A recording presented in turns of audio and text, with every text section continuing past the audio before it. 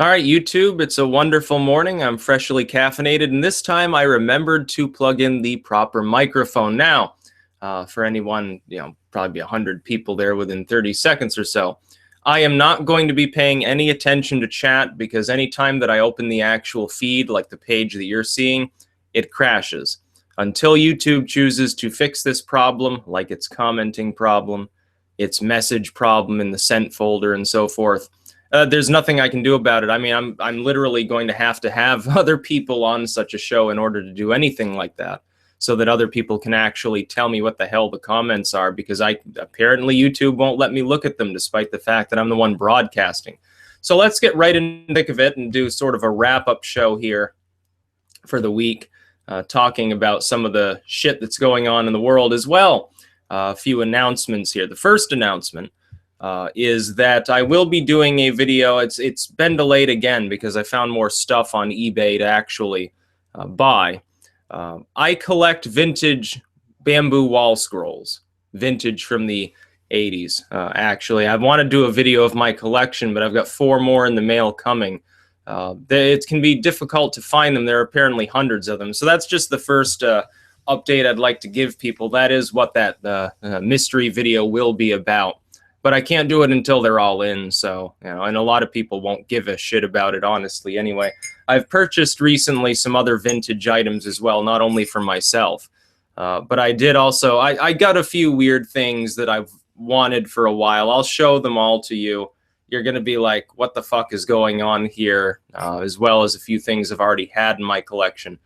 So that's it. Now, it's time to talk about a little bit of news here. As you see, if you pay attention to any corporate media at all, the only story of the day and the only story you're likely to see for the foreseeable future is Trump is Hitler. That is literally all they're talking about. It's gotten to the point, literally, you look on like the Facebook feeds of some of the more rabid sites like Salon or something.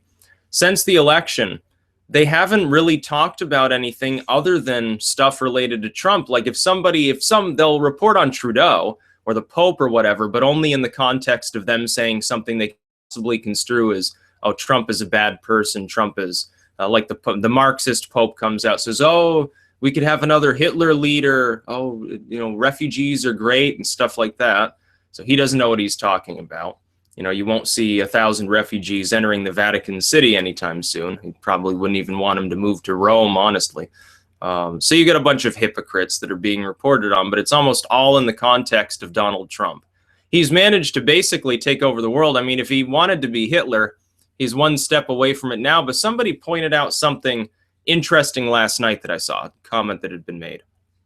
They said, comparing Hitler and Trump made no sense. Trump won an election, Hitler did not. What happened with Hitler is that he lost the election, got appointed chancellor anyway. Hindenburg set it up so that when he died, his office would be rolled up into the chancellorship, and that's how he basically became the ruler of all of Germany. Hindenburg appeased the Hitler fans in a way that would not be possible under the operation of the U.S. Constitution. People that are worried that Trump suddenly will no longer have to deal with a judicial or legislative branch of government, a separation of powers, checks and balances, they're fooling themselves. Our government doesn't operate the same way. You would need a military coup, essentially, to install such an oligarchic or dictatorship-style movement. It won't happen. The military would never stand for it. You'd probably see something like you saw in Egypt. Muslim Brotherhood tries to become, essentially, a Sharia dictatorship. The military moves in, ousts them on behalf of the people. That's what you would see. And it is true, of course, Trump did not win the popular vote within our election. It didn't matter. The national popular vote doesn't matter. People continue to ignore this. Then there's all of this talk about, oh, Trump will be impeached. I've seen people who actually voted for Trump, were vocal supporters of him, say, oh, I bet the Republican Party is just setting up to let him get impeached so that Mike Pence can be the president of the United States. Not going to happen. I mean, you do realize you would need a fairly significant minority, not a majority, but a significant minority of Republicans to break ranks with their own party and vote for impeachment. I mean, you need a simple majority for impeachment. That's the easy part. Bubba Bill was impeached. W was nearly impeached, although by the time his popularity collapsed, he no longer had a mandate, so they figured why bother, I guess. They should have kicked him out, but they didn't. Removal from office, though, is not quite so simple. And the vocal minority of individuals you see at like JFK Airport or something like that last night, this "he will not divide us" stream crap that little Shia's been putting up, that is a vocal minority. A lot of the independents and indeed even some partisan Democrats don't really care. In a lot of parts of the country, Trump did win the popular vote. He swept up most of the Rust Belt. That's just the way that it is. People whining about the fact that he was elected now, that feel alienated, that is a problem. But it's not quite as big a problem as you might imagine. This happened before, too, when Obama was reelected. What did the Tea Party do? What did people like Mike Sanchilli do? Oh, I'm going to shut down freeways all around D.C. We're going to march on Washington. And generally speaking, it was just a small minority of the far right that actually showed up. I mean, it is millions of people. But when you get millions of people on camera, we're a nation of hundreds of millions of people, not a few million people. We're not a microstate. It's a totally different story. A lot of people don't realize this. And if you're paying attention, if you're part of that shrinking minority of people that takes the corporate media apparatus seriously, then you probably think that Trump is the worst thing to ever happen to the Western world. He's literally going to destroy the United States. I simply don't believe that. I think that that's pie in the sky. I think it's unreasonable rhetoric, and I think that people need to understand one thing above all else. The corporate media, the legacy media that I've spoken of, TV channels and so forth, is not the press. They undergo the activities of the press. I'm participating in the activities of the press right now by streaming on YouTube. You have a blog, you're part of the press. You wrote a book, it's part of the activities of the press. That's what it literally means. The printing press has nothing to do with, oh, you're a syndicated corporation with government permission to operate on the airwaves or something like that. That's not what the press ever meant. That's what the media is, the mainstream media, that is. There's also an underground media. There are people that participate in the activities of the press with something as simple as commenting on a news story. That's also an activity of the press. They're disseminating information in some form that can be understood by other human beings. That's what the press does. It has nothing to do with being a corporate machine apparatus. A lot of people think, though, that it does. And so when Trump says, well, I'm going to pick and choose who can come into the Rose Garden and report on what the fuck I'm saying, and I'm going to let a bunch of, the bloggers and vloggers in and stuff, that's not unconstitutional. The government has always picked and chosen which firms are allowed in. Trump is actually opening up more than past presidents have by saying that certain well-known but ultimately private individuals who don't have journalism degrees and aren't part of a multi-million-dollar business apparatus will actually be allowed in firsthand to see him speak, to see what he has to say, to ask him questions. That's a good thing. The left should support that. Where was your ire about what you used to worry so much about corporations? Now all of a sudden you're pretending that you're the greatest friend that the corporate media ever had, when all they've done for decades is lie to you. I don't quite understand how the little people social justice warriors don't understand this. Like, yeah, there's some mental problems there, but at the same time, you should know better. You're being fooled by literally corporations. These are groups that they're backed by billionaire bankers. They're funded by other corporations. We're talking oil companies, the military industrial complex, and everything else, to the point at which the alt-right looks like the modern-day hippie movement or something, excoriating the corporate media. Meanwhile, you've got people who pretend to be far left, who are little more than welfare bums, or wedge issue, single-minded individuals. And they're the ones propping up the corporate apparatus. It's great to see. The tables have turned. This is the paradigm shift, part of it that I've spoken of. Well, we're going to do a little bit of additional news here. Like I said before, for anyone just joining, and yeah, there are almost 1,000 people on the stream right now. I am not paying attention to chat because I can't. Anytime I open that up, if I go to the actual page, the actual YouTube feed itself, it will freeze. So, and like I said, I'll wait a few weeks and see if it improves, and then I'll try it again. Sometimes YouTube gets glitchy a little bit, and then if you just wait a while, they do some sort of maintenance or whatever, and everything works fine again. But then I look at the comments, And for a while there, it was either good or not good, depending on when you opened it up. Like, it was either old style, which works for actual content creators, or it's new style, which is pointless, honestly, for the most, unless you're only getting a couple comments a day, it's pointless. Now the new system is fully in swing, which means, of course, there's a lower likelihood that your comments will be answered on my channel. And to people who think that I'm censoring people, here's another thing to point out before I get to some other news. For those who think that I'm blocking their comments or shadow banning people, you don't even have the ability to do that on YouTube. What's happening is that YouTube, without any prompting from me, filters out comments automatically from time to time that I myself would not have filtered out. But because I get so many comments, and because I have several thousand of them in that filter at any given time, I do not have the time in the day to go through all of those comments and say yay or nay they belong on the channel. Now, most of it, 90% of them, somebody's trying to spam a URL. I don't care if YouTube blocks those. I would rather people not post stuff like that on the channel. As for the more mundane comments that simply get swept up because they happen to make too many comments over a period of time or whatever, yeah, I do apologize for that. Just try again. That's the only advice I can offer you, because the alternative is spending 2 or 3 hours a day weeding through all of the new comments that got caught up in the spam filter. Or in the filtered comments section. I'm not sure what the differentiation between those two is. So YouTube is having some difficulties now. But first piece of news here, you go to BBC, it's probably still on their page. I was going to make a video about this, but I'll just speak of it here because it's easier, honestly. It's funny, but the EU right now is having a debate over whether it should accept child marriages. Like, apparently there are several thousand individuals in Germany. Almost, they're invariably going to be older males. Like, you're talking some dude who's 50, 60 years old, with child brides that would be illegally young within European law. And they're so dumb, they actually have to have a debate over whether this should be acceptable. Now, of course, my thought would be, of course it shouldn't be. It's child abuse. In the most strictly understood sense, these people have gotten so politically correct that at this point, women's rights no longer matter.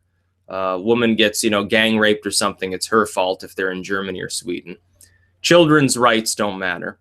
They're allowing people in who beat their children regularly, prostitute them out, who marry children, and so forth. Gay rights don't matter in Europe anymore. You've got increasing numbers of hate crimes against homosexuals there. You've even got racially motivated attacks. Of course, you remember, if you look at some of these cultures, Egypt famously, people in Egypt who are black are still treated like subhumans. They're treated like an unwanted lower caste sort of individual for happening to be black. And that's just the reality in some of these cultures. Now, is that Islam or is it cultural? It kind of depends. Interpretation-wise, yes, Muhammad said some unkind things about Africans. So there's that side. More often, though, it really is a cultural interpretation. I will admit that. That doesn't have much to do with the dogma so much as, well, that's just the way the culture developed. But if you're trying to have a stable nation where you have equal rights for any racial group, any gender, whatever the fuck it happens to be, you can't admit a bunch of people that completely disagree with that and will do everything within their power to disobey that sort of reigning cultural ethos. It just won't work. So Europe right now is in turmoil over having to debate whether they should accept a bunch of perverts in their nation who claim to be married to small children. No, of course they shouldn't. But Germany will. Merkel, she's not going to do anything about it. She pretends to be concerned about this now. It's just like with the burqa. Merkel lets millions of people into the country who will not assimilate. They don't even really want to be there. They'd rather Obama simply didn't destroy their homeland. She lets them in, half of them disseminated across the porous borders into the rest of Europe, and sometimes encounter better or worse standards of living than there, I suppose, more or less tolerance. And then she says, oh yeah, that was a mistake. Oh, we need to ban the burqa. What are you talking about? You wouldn't be having that conversation if you hadn't caused the crisis in the first place. Even the traditionalists, like the Trump fans here, they're identifying symptoms, but they're not identifying the disease. When I hear them talking about the refugee crisis or immigration in general, Islamic immigration, refugees, economic migrants, whatever it happens to be, They keep saying, oh, we must preserve our nation's ways, and we can't take care of these people. We don't have the money. Yep, those are all great points. But the most central fundamental point you should be making, especially if you're trying to make inroads on the social justice left, is Obama is responsible for the refugees existing in the first place. It wasn't like the US people one day woke up and decided to bomb the Syrians. It never happened. Obama faced huge resistance when he wanted to use actual strikes on Assad's forces. I think it was like, what was it? It was 84% of the US population opposed the idea or something. And then he threw in that caveat there where he needed plausible deniability. He knew it wouldn't be that popular. So he said, oh, yeah, I kind of want to strike Assad's forces, which would have made the situation 10 times worse. But he says, oh, yeah, but at the end of the day, the legislature would have to act. And then he does that polling, finds out that the population is vastly against him. This happened in the UK, too, the House of Commons there. And then he backs down and says, oh, well, the legislature won't let me. You know, I wanted to, but I'm going to blame them for lack of action. Not that action would have been a good idea. I mean, it was actually right to stop him on that one. He's the reason why there are thousands of people that are displaced in any little community anywhere in Syria. He's the reason why millions of people have fled. It's because he armed the FSA, which are terrorists. They are Sharia law nuts. They just happen not to be imperialists. They're the same. They're basically ISIS if ISIS only wanted to control one nation's borders. That's what the FSA is. Ultimately, at the end of the day, they agree more with ISIS than they do with Assad. They partner with ISIS. They take money from ISIS. They give money to ISIS. They exchange weapons. They exchange logistics. And Obama funded and armed them for years. It's his fault there's a refugee crisis. When you look at the fallout from it and start the left on whether it is or is not moral to accept refugees, you've already lost because you're having the wrong debate. The right debate to have is to point out to them, why did the U.S. government, under Obama, with the support of Democrats, except for Sanders and a few people, why did he bomb them in the first place? Why did he give weapons and money to terrorists in order to fuck up Syria? Why did he destabilize Libya? It's the same thing. You got Libyan refugees too. And what exactly happened? The U.S. government, including Hillary especially, thought it was a good idea to get rid of Gaddafi. And it was exactly the same as getting rid of Saddam with the same fallout afterwards. The only difference is we never occupied them. That arguably made it worse. Cheaper? Yeah. A lot easier and quicker? Hell yes. And in that sense, way, way better than what happened to Iraq. But the destabilization is the same as we've seen. And Hillary Clinton thought it was a joke. She actually chuckled about it afterwards. A lot of these people never even saw the footage of her saying, we came, we saw, he died. And it's almost preposterous that these people don't quite get what's going on in that region. Then we've got to talk about California, because I think that's probably, after Trump being Hitler, California's secession is probably number 2 as far as what people are thinking about right now. I'm here to tell you that California won't secede from the United States. It's not going to happen. There is a 0% chance of it occurring. But it'd almost be funny if it did. Because what would happen is that immediately, at least a minority of the population of California that wouldn't be in support of it would take up arms and begin killing everybody who voted for it. And because they would probably be the ones with any firearms in the state, they'd probably win. The second result is that the U.S. government wouldn't accept it and would march the troops in. A state that is engaged in active rebellion in such a way, like we saw in the Civil War, of course, yeah, they can be suppressed with the U.S. military. The U.S. military can't march in permanently into a state that isn't undergoing active rebellion. It would actually be a breach of the Constitution. But if those people have decided that they consider themselves no longer to be part of the United States, hey, it's perfectly legal to do that. Yeah, you can march in and start beating down the Californians, which I would fully support. It's like if my state is technically also a republic. We were the Republic of Vermont for a year before we joined the U.S. Now, in our Constitution, it's enshrined in the state of Vermont that we can leave the Union through various methods. That is true.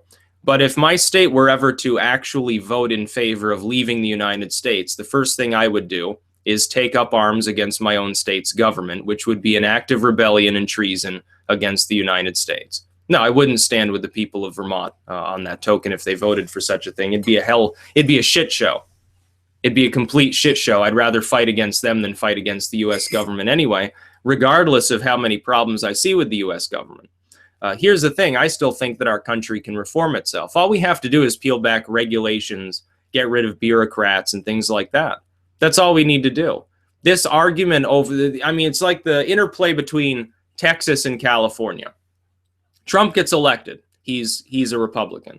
So all of a sudden, a bunch of Californians, who tend to be the most social justice warrior-addled people in the country, they want to leave the United States. When Obama, who was he was a Democrat, despite the fact that he was a neocon on many issues, he was elected, a lot of people in Texas wanted to leave the United States. Now, these two groups have one thing in common. If the government were not so centrally powerful that it were able to overextend its corruption infinitely, neither of these groups would feel a need to secede in the first place because they wouldn't feel abused. That's why I hold to the principles of liberty. That's why I hold to civic nationalism. That's why I don't believe in strong central government. That's why I don't believe in a military-industrial complex as it currently exists today. That's why I don't believe in limitless taxation, ever-expanding bureaus. You would not have this issue. There wouldn't be that social alienation factor at all in either of these states. It wouldn't matter who the president was, because the executive branch would be properly constrained. And by the way, I'll say this, on Trump's immigration ban from some of these states, on the first token, he is absolutely correct. This is not a ban on Islamic immigration, because he hasn't put nearly the entire Islamic world into this category. These are simply states. Now, nationality and Islam are not the same thing. A lot of people think Islam's a race too. It's not. So he's fundamentally right there. However, when the federal court issues an injunction, a temporary stay, on the immigration ban, they are also correct. I wish that the judicial branch of the United States had been as proactive when Obama was president. They abandoned their duty just like the legislator did under W, when they decided that W should be able to do whatever he wants with missiles and tanks to a limitless degree, breaking every international law, violating the US Constitution, and he wouldn't even need the permission of the legislature. They absconded their constitutional duties to the people of the United States. Likewise, when Obama got in, and he began doing basically the same thing, the judicial branch largely abandoned its ranks. The judicial branch refused, in many cases, to properly vet the executive orders that he made. The one aside from that was actually on immigration, by the way. When Obama tried to grant blanket amnesty to, 4 million people, the judicial branch told him, no, you can't actually do that because you can't do this by executive order. You need the consent of the legislature in order to do such a thing. He got shot down. Now, Trump's ban on immigration from some of these terrorist-addled third world nations, I believe at the end of the day it will be found to be constitutional because we've done it before. Jimmy Carter banned immigrants from Iran. It was on the basis of nationality. Even if you think it would be unlawful for the government to place a religious litmus test on immigration. By the way, I happen to disagree with you. I think it's perfectly legal. We have a litmus test for communists already. If we can do it for political ideology, why not religion? It's also a choice that people make that could be at odds with our national values. Or nationality, same thing. Yes, it's perfectly fine. We've done it before. So we've already got a legal precedent for it being done specifically by the executive branch with or without the consent of the legislature. Now, I like to think that the legislature takes way too little responsibility in the United States. That's true. They do need to take more responsibility, especially on the front of how we operate in a military sense. Obama blew up hundreds of thousands of civilians with drones, and the legislature said fucking nothing about it. Far left, far right, neocons, neolibs, it didn't matter. They all thought it was a great idea. Hell, they probably bought up some of those decapitated body parts so they could eat them and pretend to be Jeffrey Dahmer or something like that. That's the way these idiots operate. But at the same time, I am glad that the judicial branch came to its senses, even if they're just doing it because big scary Trump happens to be president instead of smooth jive-talking Obama. At least they've come to their senses, and now they can properly take back up their role as the judicial branch. If the government is out of balance, then checks and balances and the separation of powers begins to break down, and government doesn't function properly. So it's good that it's gone back to a point at which these other branches are at least doing their job. Is it political? Yeah, of course it is. Trump fans will identify it as political and they'll hate it for it. But I wish that when W, a Republican, had been president, I wish the judicial branch had stepped in.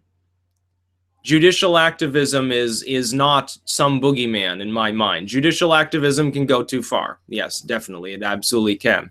There are other times when it needs to get involved where it's taken a hands-off approach in the past for one reason or another, for political reasons usually, and it shouldn't be doing that anymore. They need to start fucking doing their job. So I happen to support this federal judge. She has every right to issue this temporary stay. Will it hold? No. Is it permanent? No. Is the DHS even listening to it? No, they're still going ahead with what Trump's doing. But there is a legal challenge, and any time that an executive order is issued, if there is any reason to believe that it's in violation of the Constitution, it should immediately be held on stay. Immediately. There shouldn't even be a waiting period. It shouldn't be, 2 days later, some federal judge issues. No, it should be right away.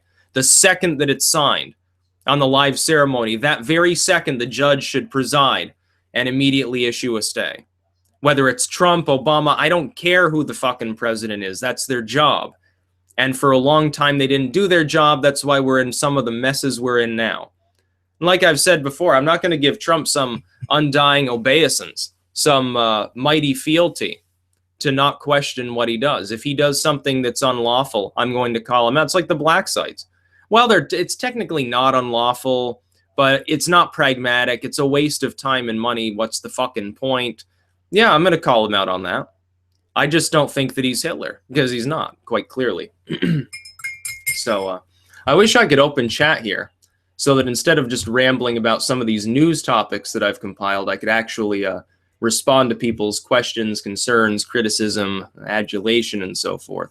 Oh, by the way, I tried Vegemite for the first time. I thought that was important to mention. Let's say the people of Australia are sick and insane. I can understand why so many trolls are Australian on like 4chan now. I think I get why that happens. If you've never tasted Vegemite, it's overpoweringly salty.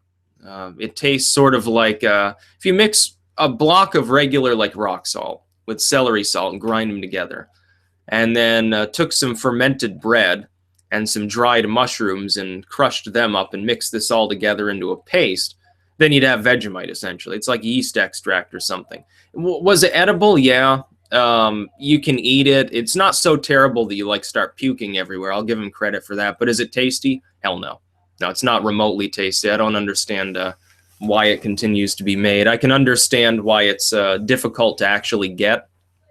Like I had to go on eBay and buy a bottle of it. I can understand why there's not any significant demand for Vegemite in the United States. It looks like, but doesn't smell or taste like Nutella. The smell is worse than the flavor, though.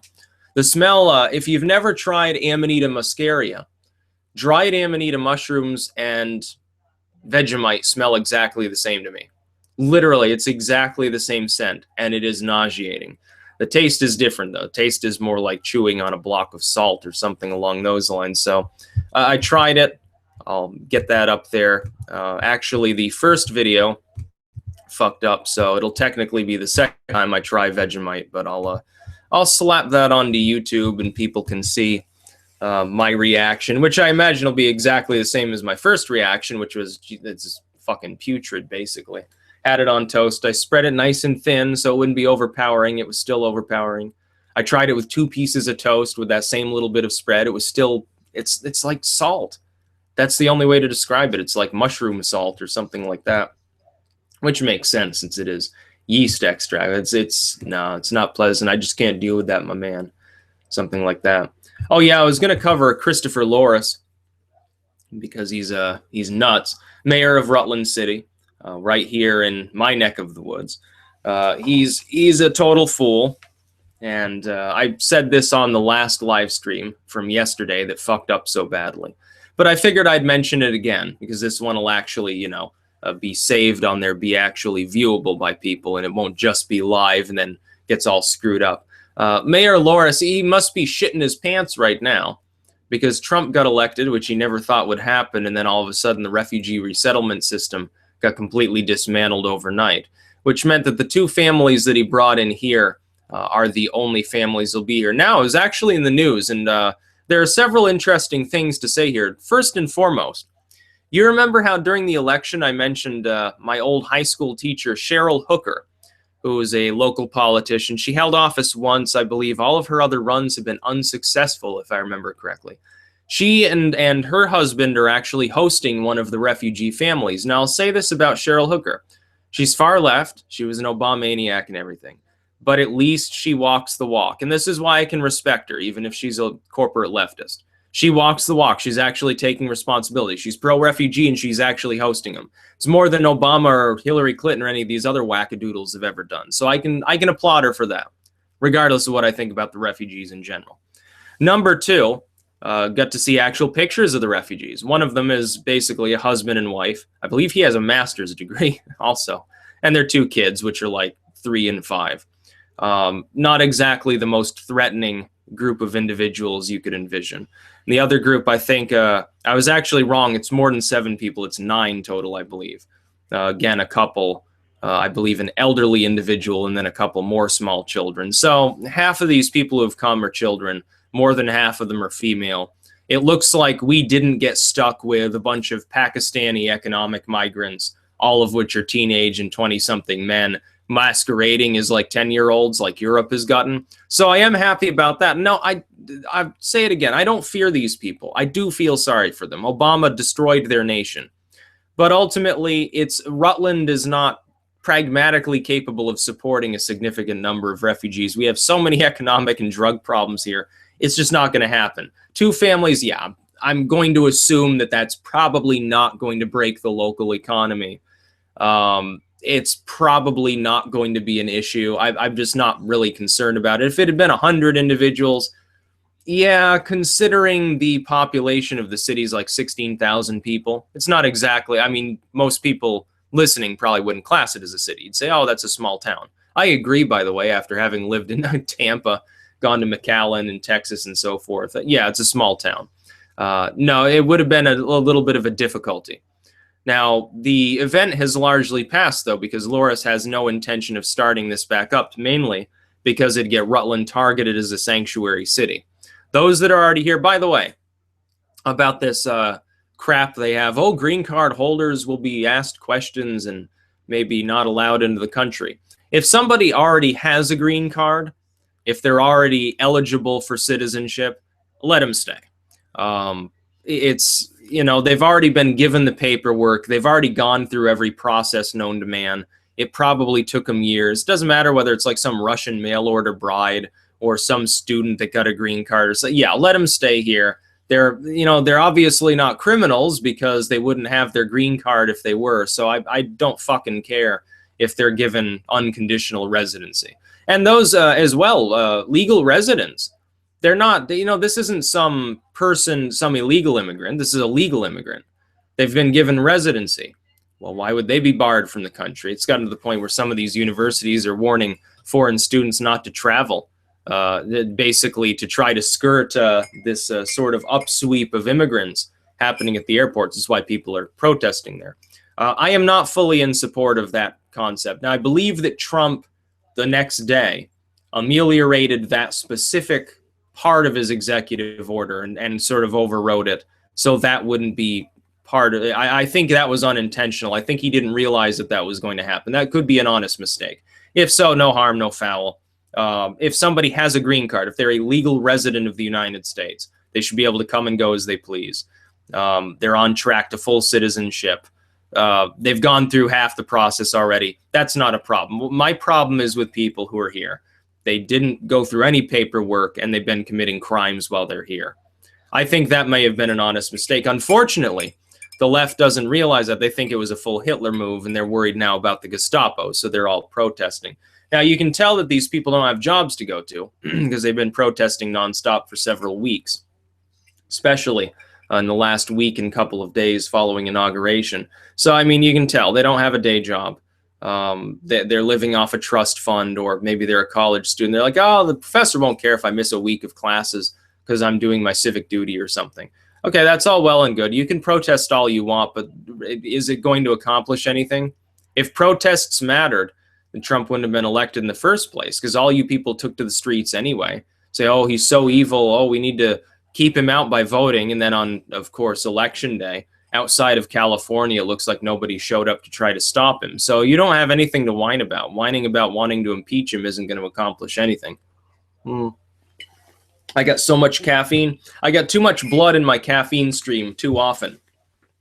I can't deal with that shit. I need lots and lots of coffee in order to continue functioning. But yeah, this has just been sort of a wrap-up of a couple topics. I was going to do separate videos on like California secession. I might still do that one. It's sort of an important topic. Or the EU and its child marriage crap. I'm not going to bother doing the latter. Nor am I going to talk about Loris anymore, because what's the fucking point? Oh, yeah. And there was one more thing that had to be mentioned, at the very least. This mosque burning in Victoria, Texas, the other night. To make it quite clear, it is far less effective to burn religious structures than to protest against those religions in the first place. This is another thing on which the right hasn't quite gotten a good head on its shoulders about with Islam. The best way for it is to make the argument that, oh, well, yeah, under Islamic doctrine and in a majority of Islamic nations, there are no gay rights. There are no children's rights. There are no animal rights. There are no women's rights. War and fighting and ethnocide are everywhere. So why would you as a leftist want people to be coming in from these cultures without a proper vetting system?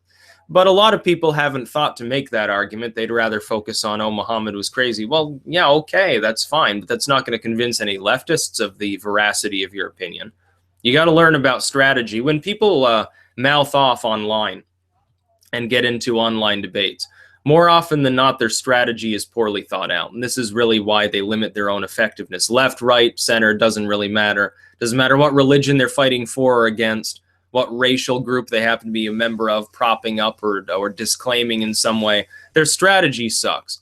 It's better to have a positive message, generally speaking, or to satirize that which you oppose. You've got to think about what arguments you make and how effective they're going to be, not for yourself. It doesn't matter. You're preaching to the choir. You're preaching to an echo chamber. That's one thing, and that's the big problem. That's why so many people's strategy in debate suffers. You've got to think of ways to convince somebody who is on the opposite side. Most people, when they're talking online, they don't think of this, apparently.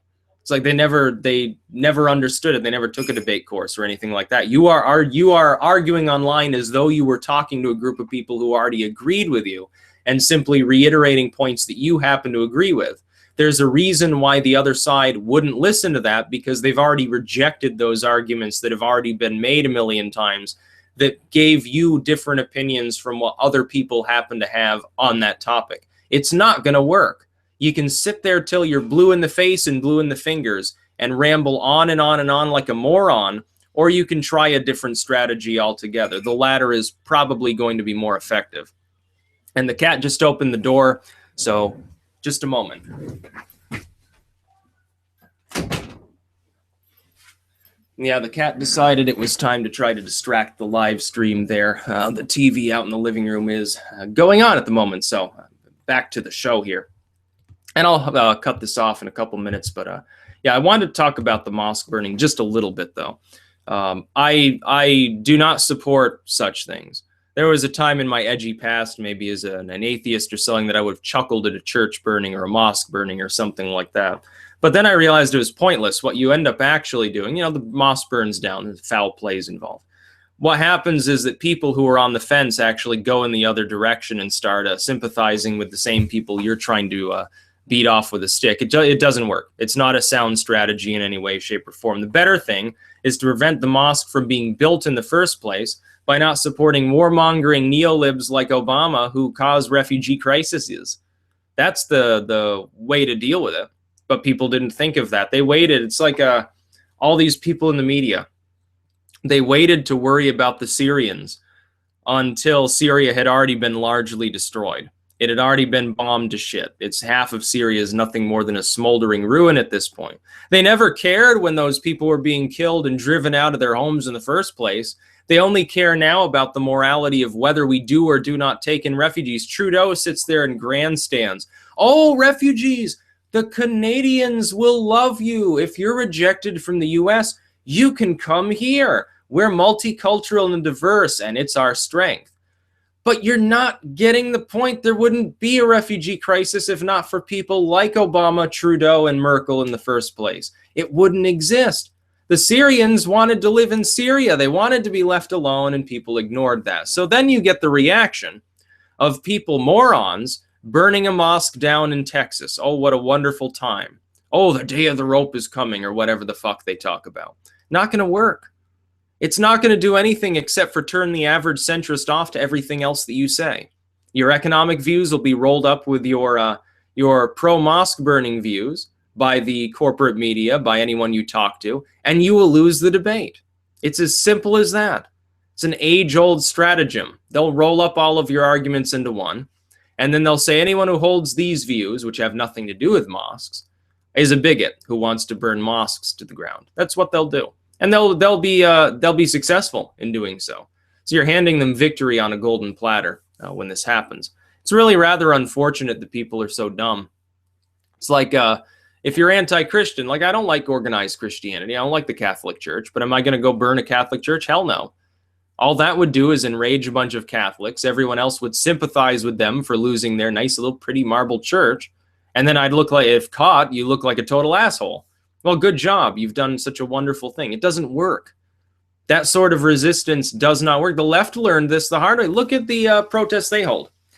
They hold up signs and they march and they talk about Rosa Parks or whatever. People are generally receptive to that message unless they're like a hardcore, they're a Trump supporter or something. If they're a centrist, they're like, oh, yeah, they're not doing anything wrong. They're just protesting. It's their right. They're holding up signs. Whatever. Who cares? Maybe a little annoying here and there, but ultimately it's their right. But then they start throwing rocks, and then they start shouting at the police, and then they burn a limousine, which, by the way, turned out to be the property of an Islamic immigrant, no less. And they do all these things. And then people say, well, this is just a mob. It's a bunch of retards.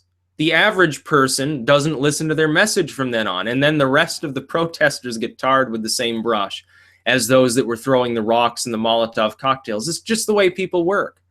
It's just the way you have to understand public perception. It doesn't matter ultimately what is or is not accurate so much as how it's perceived by the public.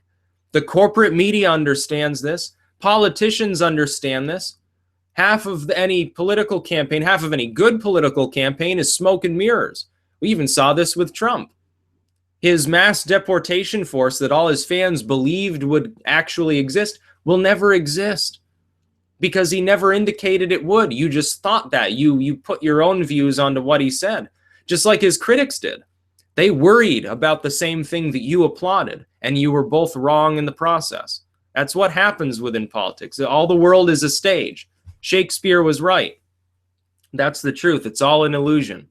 Public perception matters. Perception is greater than truth within human systems. Within nature, within science, truth matters. Perception doesn't matter one fucking bit. But within anything that we create as artifice, it's all about perception. It's all about how you're perceived, how other people are perceived, how your words are perceived, how your actions are perceived. You can make people live 1,000 delusions this way. You can cause people to practically hallucinate their entire existence. This is the force of propaganda and memetics at work. It is real. It's not some witchy-do stuff where you're flying around with a broomstick and a black cat. It is real.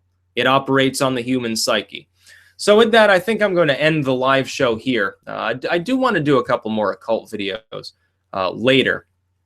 One on the subject of fluff bunny occultism, one on the subject of tulpas, which I should have covered that a long time ago because it's a pretty funny subject when you talk about like the 4chan paranormal page or something. I'd like to go do some more Minecraft too later, possibly. But yeah, I'm going to cut this show off. I hope you enjoyed it. I wasn't able to look at your comments, unfortunately, because, it would freeze if I opened that up. It's really bad. I mean, it's really a problem. So I hope YouTube solves that much, much quicker, much sooner than later. But unfortunately, it might take months, so you never know. And then, no, it's not. I had one person point out, well, maybe it's your processor or your CPU or something. It can't be this computer. This computer is way, way more overpowered than anything I used in the past, and I could do live streams with those. So no, it has nothing to do with that. It's something on YouTube's end. So I've got to figure out what specifically it is and how to fix it on my end if they're not willing to do so. And it may not be possible. Maybe I'll have to do streams this way for the foreseeable future. That's fine. Oh, that's okay. I can ramble more easily, I guess, when I'm not looking at chat anyway. I can just put notes on the side and then speak my mind. And there will be other people involved with the stream in the future. So no worries. That's still something I want to culminate into existence. But it'll take a little bit of time. It'll take some planning. I got to sort of set things up. That's about all. Peace out.